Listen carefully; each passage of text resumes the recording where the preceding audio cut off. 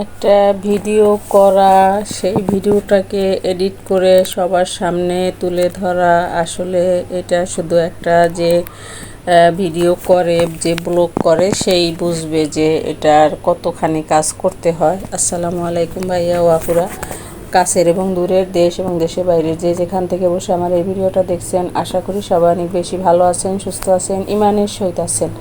আমিও আলহামদুলিল্লাহ আল্লাহর রহমতে সবাইকে নিয়ে অনেক ভালো আছি। চলে আসলাম নতুন আরেকটা ভিডিও নিয়ে, আশা করি সবার কাছেই ভালো লাগবে। সকালবেলা একটু বের হয়েছিলাম, সেটারই একটু ভিডিও ধারণ। আর এই যে দেখতেছেন, বিড়ালটাকে বাহিরে আটকিয়ে আমার ছেলে জানালার জালি আটকিয়ে দিয়েছে। বিড়ালটা বন্দি অবস্থায় কি করে সেটা দেখার জন্য, মানে সারা দিন সে বিড়াল নিয়ে যে কি পরিমাণ খেলা খেলতে পারে, না দেখলে বিশ্বাস করবেন না। ভিডিওটা দেখতে দেখতে এই পর্যন্ত যারা চলে আসছেন, লাইক দিতে ভুলে গেছেন, একটা লাইক দিয়ে প্লিজ ভিডিওটা কন্টিনিউ করবেন। আমার এই ভিডিওটার কোনো অংশে যদি কারো একটু ভালো লেগে থাকে, আমার এই ছোট্ট চ্যানেলটা সাবস্ক্রাইব করে নোটিফিকেশন বেল আইকন বাজিয়ে দিবেন, যাতে আমি কোনো ভিডিও আপলোড দিলে আপনি সাথে সাথে নোটিফিকেশন পেয়ে যান এবং আপনি আপনার সুবিধা মতো ভিডিওটা দেখে নিতে পারেন। ফেসবুক থেকে যারা দেখছেন পেজটাকে ফলো দিবেন। অলরেডি এই কাজগুলো যারা করেছেন তাদেরকে অসংখ্য অসংখ্য ধন্যবাদ। ভাইয়া ও আপুরা, ফেসবুক, ইউটিউব যে যেখান থেকে দেখছেন, ভিডিওটা বেশি বেশি শেয়ার করার অনুরোধ রইল।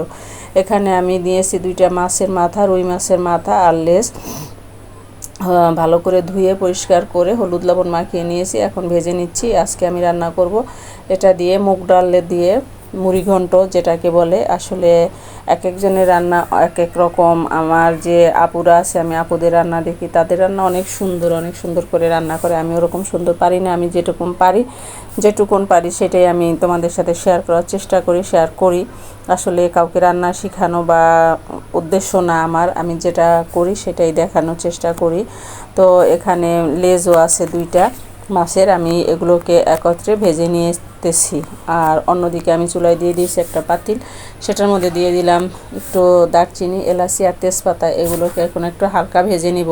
অন্যদিকে আমি মশলাগুলোকে রেডি করে নিয়েছি। আমি আগেই বলেছিলাম অন্য একটা ভিডিওতে, মশলাগুলোকে আমি আগে রেডি করে রাখি, না হলে দেখা যায় তেলের মধ্যে একটা একটা করে মশলা দিতে দিতে দেখা যায় অন্য আরেকটা মশলা পুড়ে যায়। সেই জন্য আমি মশলা আগে রেডি করে রাখি। যেখানে পেঁয়াজ বাটা, আদা রসুন বাটা, ধনিয়া জিরার পাউডার, হলুদ পাউডার, মরিচ বাটা দিয়ে দিয়েছি, একটু লাল মরিচের গুঁড়া, লবণ স্বাদ মতো। এখন এই মশলার মধ্যে আমি একদম সুন্দর করে কষিয়ে নেব যতক্ষণ পর্যন্ত মশলার থেকে তেল না ছাড়বে। আমি একটু একটু করে পানি দিয়ে কষিয়ে নেব। আমি পুরো রান্নাটা সরষের তেল দিয়ে করব, আমি সরষের তেল দিয়েই রান্না করি, সেটাই দেখাই। তো যাই হোক, এখন আমি মশলাটাকে কিন্তু ভালো মতো কষিয়ে নিতেছি।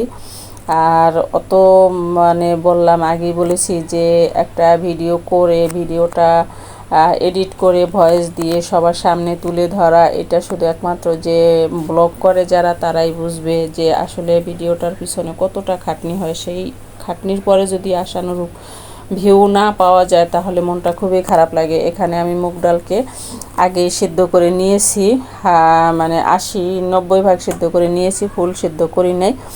যেহেতু এটা রান্না হবে, বাকিটা ওই মাছের মধ্যে দিয়েই একসঙ্গে কুক হয়ে যাবে। আর বাকিটা আগে সিদ্ধ করে নিয়েছি একটু লবণ দিয়ে। আর এখানেও আমি লবণের পরিমাণটা বুঝিয়ে দিয়েছি, যেহেতু ডাল সেদ্ধের সময় আমি লবণ দিয়েছিলাম, সেহেতু আমি ওই পরিমাণ বুঝেই আমি এখানে লবণ দিব, না হলে লবণ বেশি হয়ে গেলে খেতে ভালো লাগবে না। তো এখন আমি মশলাটাকে ভালো মতো নেড়ে, কথা বলতে বলতে নেড়ে মিশিয়ে নিচ্ছি। মশলা থেকে সুন্দর একটা ফ্লেভার ছড়িয়ে গেছে। এখন আমি এই যে মাথাগুলোকে ভেজে নিয়েছি, সেই মাথাগুলোকে এখন এর মধ্যে দিয়ে আমি নেড়ে মিশিয়ে নেব। মাথাগুলো কিন্তু অলরেডি ভাজা হয়ে গেছে। আর আমি এইভাবে মুগ ডাল দিয়েই রান্না করি, সেইটাই তোমাদের সাথে শেয়ার করলাম। এটা কিন্তু খেতে দুর্দান্ত স্বাদ হয়। যারা এখনও ট্রাই করোনি, একবার হলে ট্রাই করে দেখতে পারো। তো এখন আমি সবগুলোকে আস্তে আস্তে ওই মশলার মধ্যে দিয়ে আমি আবার নেড়ে মিশিয়ে নেব। একটা একটা করে তুলে দিতে আমার একটু ঝামেলাই হচ্ছিল।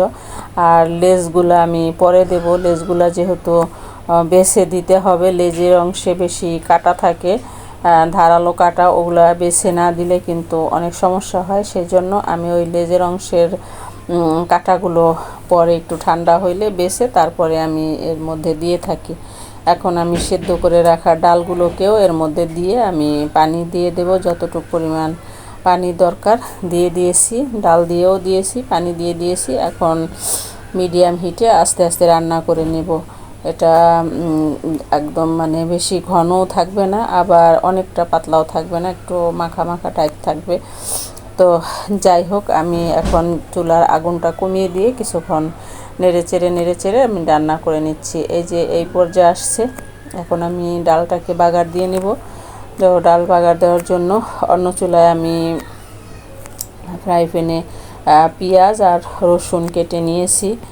আর ডালটা বাগার দিলে অন্যরকম একটা স্মেল আসবে, সেই জন্যই আমি যে এখানে দেখতে পাচ্ছ যে পেঁয়াজ আর রসুন কেটে এখন এগুলোকে লাল লাল করে ভেজে নিব।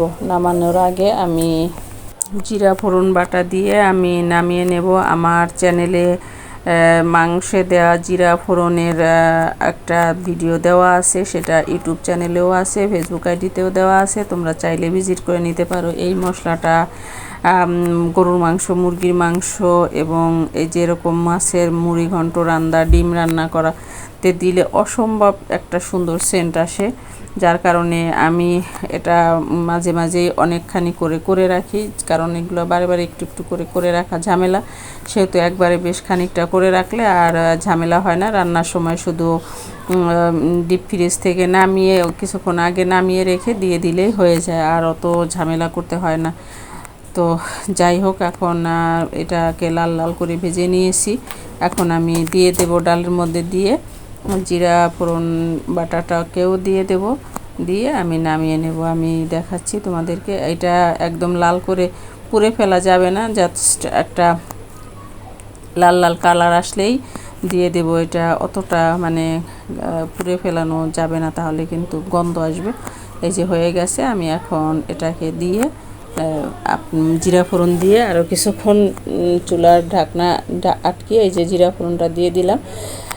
এখন এটাকে পাতিলটা একটু ঢেকে মিডিয়াম হিটে রাখবো, যাতে ওই জিরা ফোড়নের স্মেলটা ওই মাছের মধ্যে মানে ডালের মধ্যে ভালো মতো ঢোকে, সেই জন্যই। তো যাই হোক, মাছ রান্নাটা, মুরগন্ট রান্নাটা কিন্তু প্রায় শেষের দিকে চলে আসছে। এখন আমি নামিয়ে নেব, এটা খাওয়ার জন্য পুরোপুরি রেডি।